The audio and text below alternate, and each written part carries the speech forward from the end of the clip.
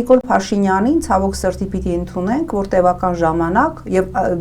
այս իր պաշտոնավարման ողջ ընթացքում միշտ հաջողվել է նստել երկու աթոռների վրա։ Ես Նիկոլին չեմ մեղադրում։ Նիկոլը ասում է ոնց ուզենամ կֆռացնեմ։ Նիկոլը որպես աշխարհաքաղաքական ժանգլյոր ֆանտաստիկ իր հետույքը տեղավորում է երկու աթոռների վրա։ Եթե Ռուսաստանին հարմար է, որ իրան դնեն էշի տեղ, ապա ես Ռուսաստանի փոխարեն չեմ կարող վիրավորվել։ Եթե նույն արևմուտքին հարմար է, որ Նիկոլը գնա Սանկտ Պետերբուրգ եւ պաչիկներ ու սրտիկներ անի